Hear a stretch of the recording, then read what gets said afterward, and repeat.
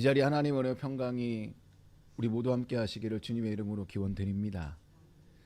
2023년 한 해를 누구보다 열심히 살아온 여러분에게 들려주고 싶은 말씀이 있습니다. 저의 얘기는 아니고요. 정희재 작가의 어쩌면 내가 가장 듣고 싶었던 말에 나오는 서문의 일부입니다. 잘 아는 얘기일 것입니다. 나는 이제 안다. 견딜 수 없는 것을 견뎌야 하고 받아들일 수 없는 것들에 지쳐 당신에게 눈물 차오른 밤이 있음을 나는 또 감히 안다. 입에서 단내가 나도록 뛰어갔지만 끝내 가버리던 버스처럼 늘 한 발짝 차이로 우리를 비켜가던 희망들, 그래도 다시 그 희망을 쫓으며 우리 그렇게 살았다. 당신 이마에 손을 얹는다. 당신 참 열심히 살았다. 내 이마에도 손을 얹어다오. 당신 참 애썼다. 사느라, 살아내느라, 여기까지 오느라 애썼다. 부디 당신의 가장 행복한 시절이 아직 오지 않았기를 두 손 모아 빈다. 이 글이 올 한 해를 보내는 여러분에게 들려주는 하늘의 음성처럼 저는 들립니다. 당신 참 애썼다. 사느라, 살아내느라, 여기까지 오느라 참 애썼다라는 말은 올해 마지막 날 여러분에게 주는 보상처럼 따뜻한 위로의 메시지입니다. 그리고 이렇게 애쓰는 동안 우리는 견디고 어려운 것들을 견뎌내야 했고요. 받아들일 수 없는 것조차 받아들여야 했던 눈물의 시간도 있었습니다.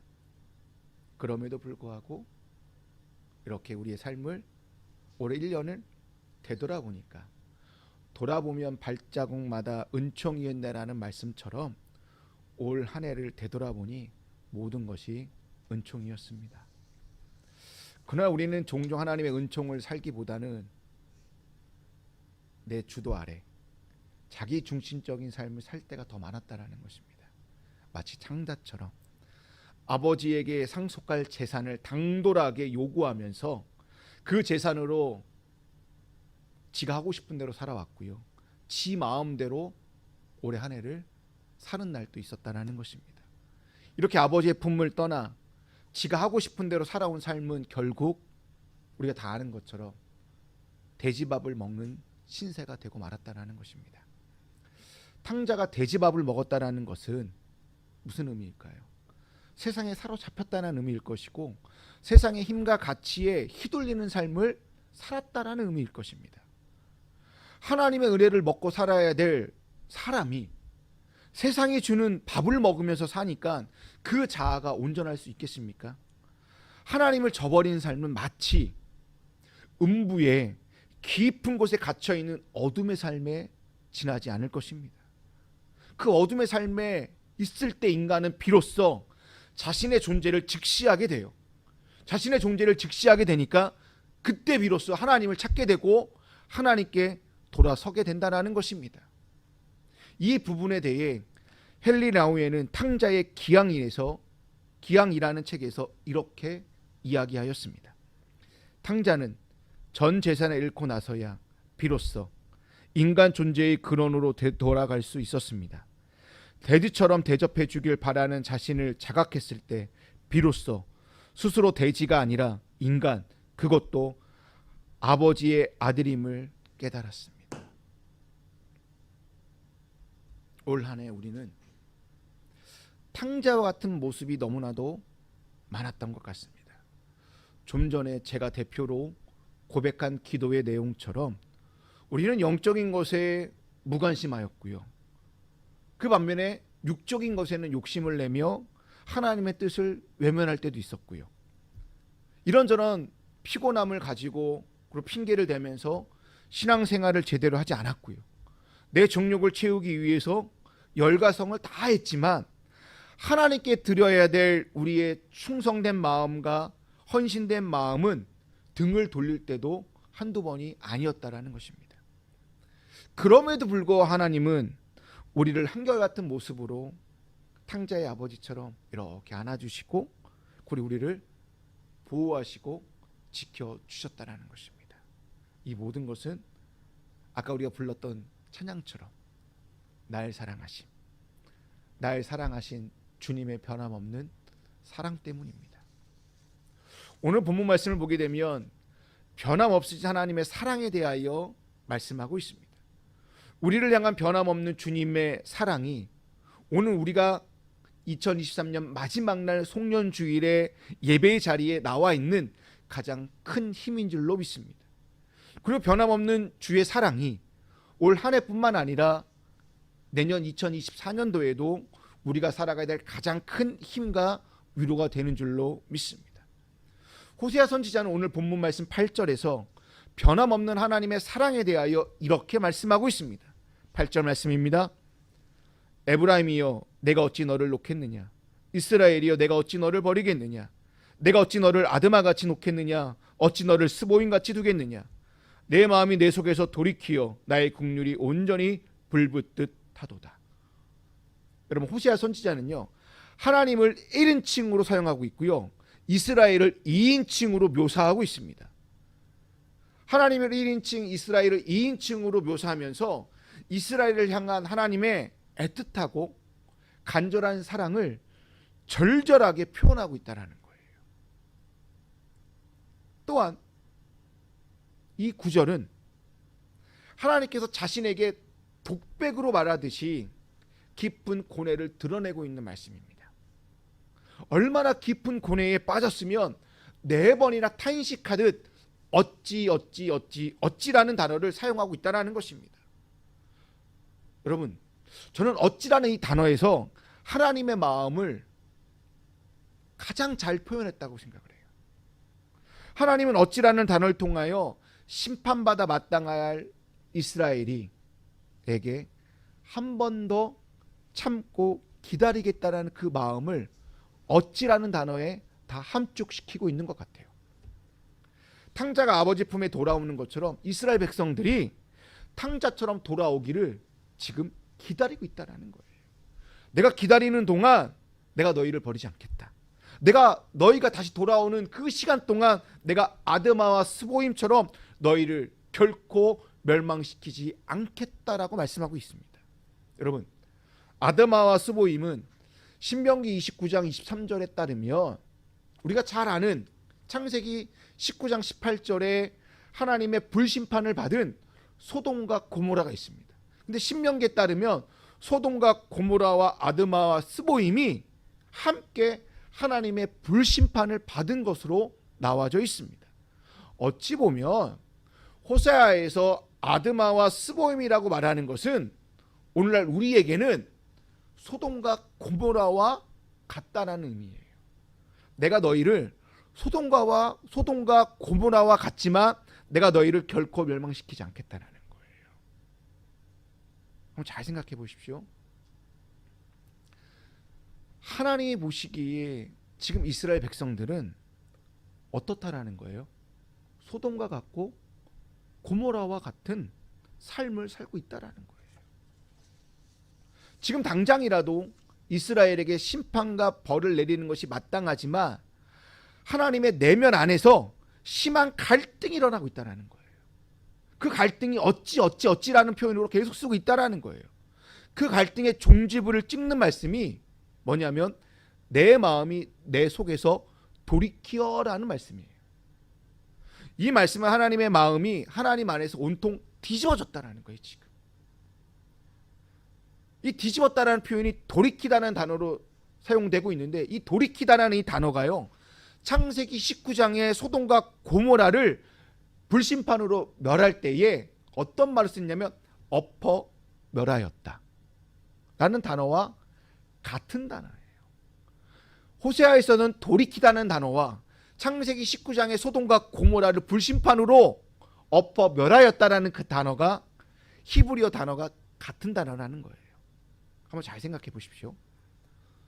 소돔과 고모라의 죄악으로 인해 그 도시를 어떻게 해서 하나님께서 불심판으로 다 엎어버렸어요. 그렇다면 이스라엘 죄악으로 인해 이들을 엎어버리는 것이 당연해요. 그런데 놀랍게도요, 그 엎어버리는 것이 이스라엘을 엎어버리는 것이 아니라 하나님의 마음을 지금 엎어버렸다는 거예요. 누가? 하나님 스스로가.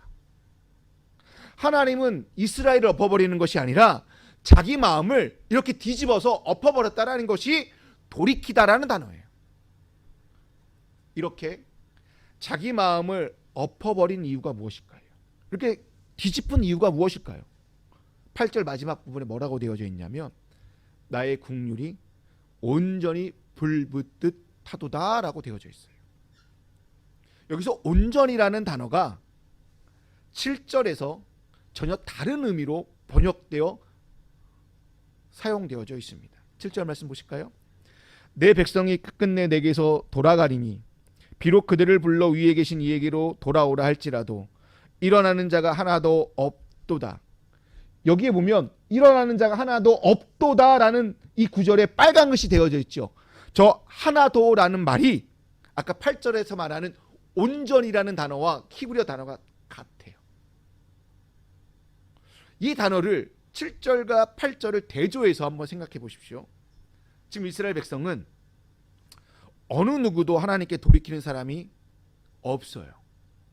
근데 하나님은 그 앞에서 자신의 마음을 지금 돌이키고 있는 거예요. 그들을 향한 긍휼의 마음이 하나도 남김없이 불붙듯이, 즉 변함없는 사랑으로 그들을 사랑하겠다라고 말하고 있어요. 제가 뭐라고 얘기했냐면 온전이라는 단어를 뭘로 해석했냐면 하나도 남김없이. 그러니까 8절에서 온전히 불붙듯이 우리에게 긍휼을 베풀었다는 말이 하나도 남김없이 불붙듯이 우리에게 사랑으로 베풀었다는 말이에요. 그 사랑이 하나도 남김없이 베풀어 주신 주님의 이 손바닥 뒤집듯이 뒤집어 놓은 그 사랑이 우리를 이 자리에 앉게 하였다라는 거예요. 그리고 하나님의 변함없는 사랑이 우리 모두가 올 한 해를 그래도 무사히 보내게 된 가장 큰 이유인 줄로 믿습니다. 여러분, 변함없는 사랑은 이 돌이키는 마음에서 비롯된 것입니다. 만약 하나님께서 돌이키는 마음이 없었다라면 우리는 이 자리에 앉아 있을 수도 없습니다. 올 한 해도 보내는 것조차 힘들었을 거예요. 저는 하나님께서 돌이키시는 마음이 이스라엘 백성이 회개하지 않을 것을 너무나도 잘 아심에도 불구하고 하나님께서 회개하기를 기다리는 것이 아니라 하나님 마음이 스스로 자기 마음을 뒤집어서 이스라엘 백성들을 그냥 사랑하겠다라고 말씀하고 있습니다. 하나님께서 마음을 뒤집었기 때문에 출애굽의 역사도 있었고요. 출애굽 과정에서도 숱한 원망과 불평도 있었고요. 그리고 하나님을 배반하였음에도 불구하고 끝까지 그들을 약속의 땅인 가나안 땅으로 인도하게 된 그 마음, 계기가 마음을 뒤집어 놓은 그 변함없으신 그 사랑이었다라는 것입니다. 그리고 하나님은 지금 이스라엘 백성에게도 하나도 남김없이 불붙듯이 변함없는 사랑으로 내가 너를 여전히 앞으로도 계속 사랑하겠다라고 말씀하고 있습니다. 호세아 11장 1절부터 4절의 말씀을 보시게 되면 하나님의 이러한 변함없는 사랑을 어머니의 모습으로 그려지고 있습니다. 그 어머니의 그 모습으로 딱 함축되는 단어가 있는데요. 내가 사랑하겠다. 내가 너를 불렀다. 내가 걸음마를 가르쳤다. 내가 너를 고쳤다라는 단어를 사용하고 있어요.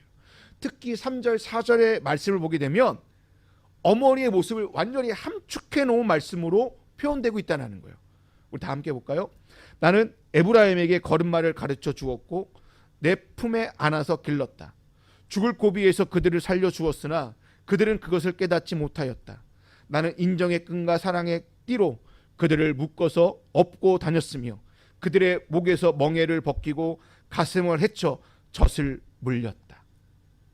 딱 어머니의 모습이지 않으세요? 마치 강야에서 어머니가 이렇게 아기를 안고 다니면서 걸음마를 가르쳐주고 있는 모습이에요. 그러다가 넘어지면 당장 달려가서 일으켜주고 있는 모습이라는 거예요. 어머니는 지쳐서 잠든 아기의 뺨을 대면서 사랑한다 아기야. 내 곁에 있어줘서 너무나 고맙다라고 말하고 있어요.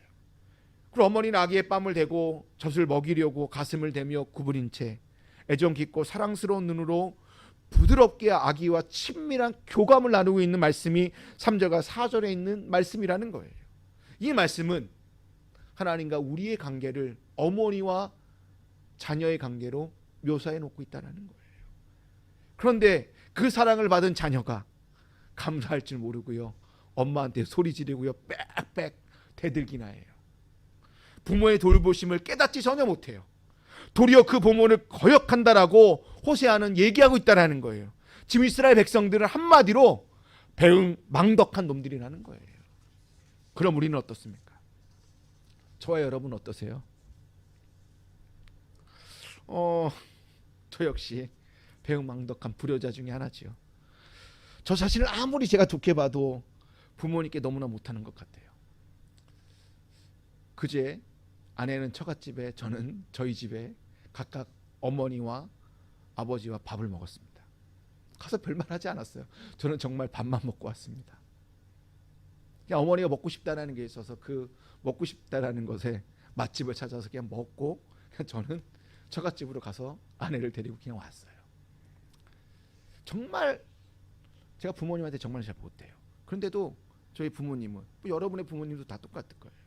여러분이 좋아하는 각종 음식, 제가 김치를 너무 좋아하니까 때마다 이렇게 해주시고, 또 개척교회 목사라고 힘들까봐 이것저것 챙겨주시기 위해 냉장고를 다 털어서 다 주시고요.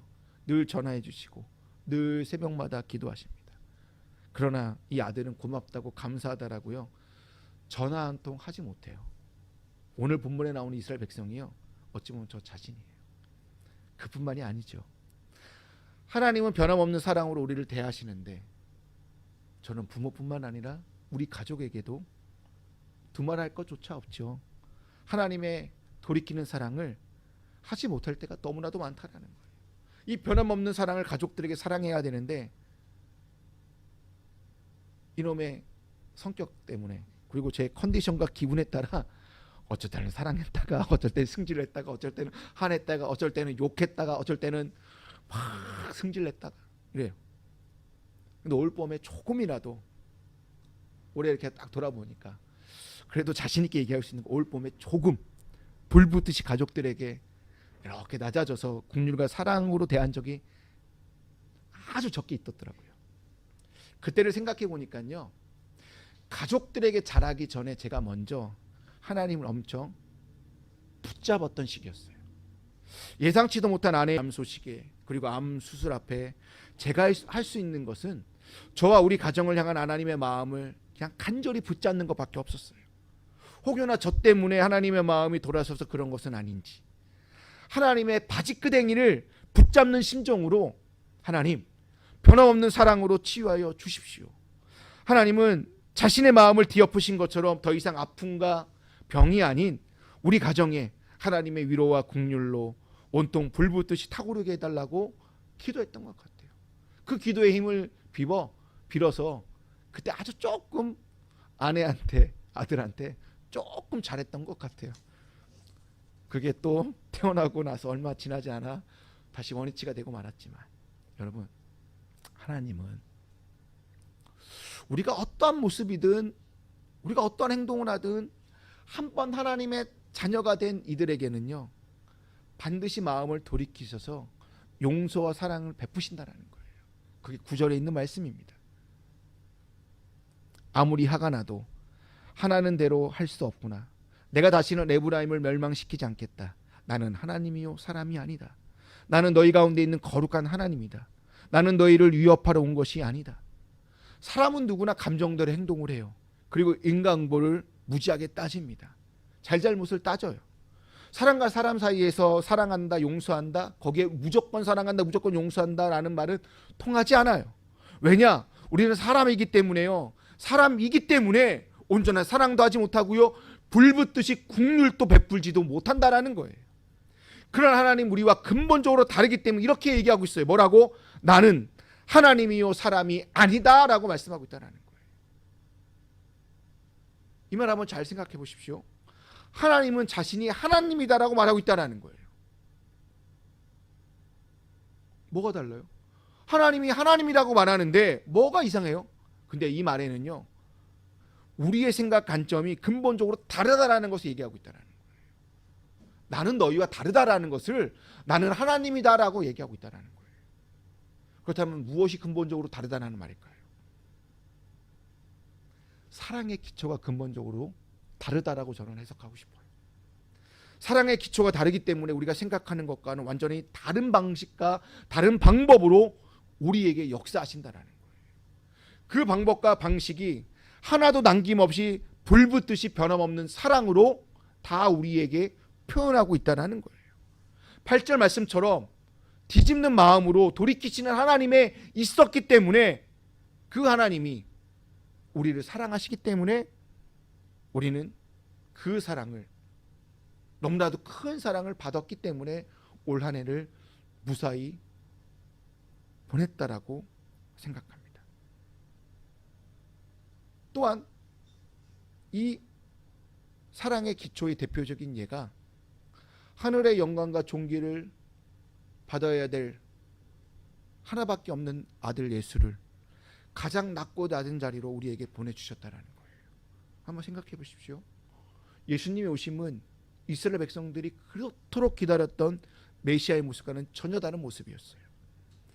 예수님은 인간의 기대와 예상과는 다르게 전혀 다른 방식으로 우리 곁에 오셔서 힘과 권력과 부의 논리가 아닌 의와 평화의 논리로 우리를 변함없이 사랑하셨어요. 그 사랑의 절정이 십자가의 사건입니다. 십자가의 사건은 하나님의 변함없는 사랑을 함축해 놓은 곳입니다. 또한 십자가의 사건은 하나님의 깊은 고뇌의 현장입니다. 죄와 죽음 앞에 놓여있는 인간을 향한 마음을 뒤집는 현장이 십자가의 사건이에요. 우리에게 죄와 죽음이 아닌 자유와 영원한 생명으로 그 나라의 삶으로 뒤엎은 현장이 십자가라는 거예요.